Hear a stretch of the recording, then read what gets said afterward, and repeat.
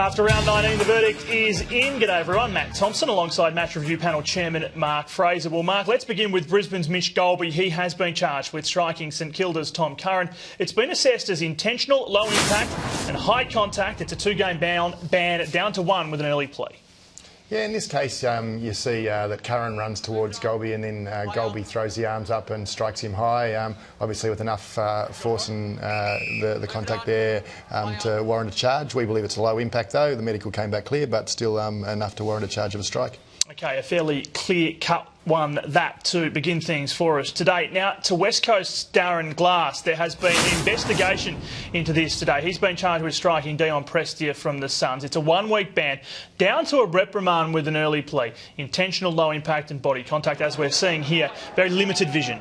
Yeah, there was limited vision, so we had an investigation conducted, and that came back with some information that we believe shows that Prestia was struck by Glass, and that there was enough sort of from the investigation that we believe it was a low impact strike. Yeah, and of course players always have the option to go to the tribunal with any of these cases, but sometimes in these situations when there is limited vision, that's where we see them perhaps have an attempt at it. But your investigation, what's that involved? Do you speak to the umpire, the players? Yeah, speak to all concerned. Obviously the medical report becomes involved as well, and then from that information that we get, we decide whether a charge is, on the balance of probability, whether a charge should be laid. So we think that there, on the balance of probabilities, has been a charge here that needs to be given to Glass.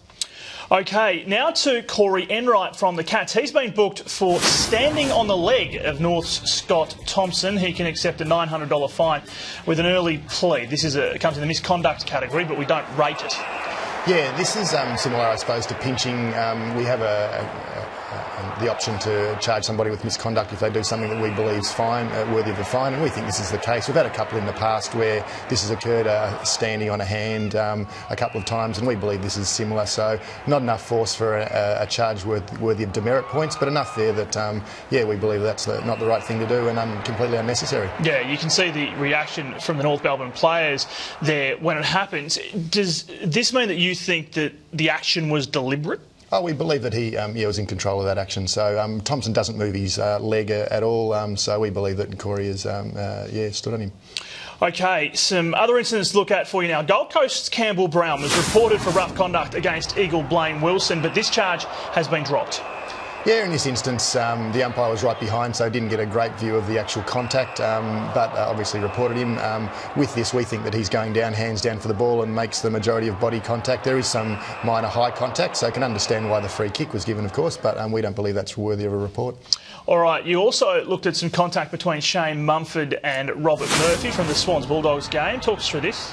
Yeah, here Murphy comes across in front of Mumford going up for the mark, and Mumford sticks his leg out.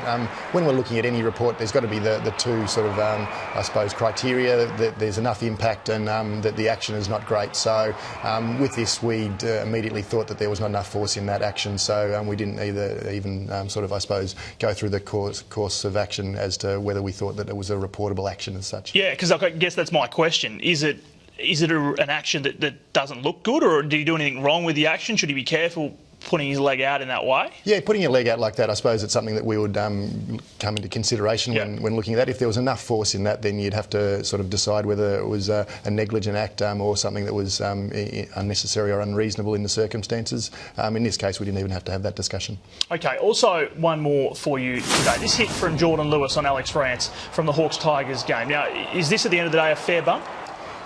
Yeah, when it comes down to this, obviously, you see that Rance is juggling the mark, and then Lewis comes in and makes the solid contact. The whistle hasn't gone at this point in time, so there was no whistle for a mark at that point, so he was completely within his rights to try and bump him or tackle him or spoil the contest. So we believe that's, fair. All right, so for those that say the bump is dead, maybe it's not. No, hopefully not. All right, Mark, thank you very much. Mark Fraser with us. The chairman of the Match Review panel. 11 a.m. Tuesday is the deadline for challenges. Of course, full text coverage of all of the incidents looked at online as well for you here at afl.com.au. That is all for now. We'll see you soon.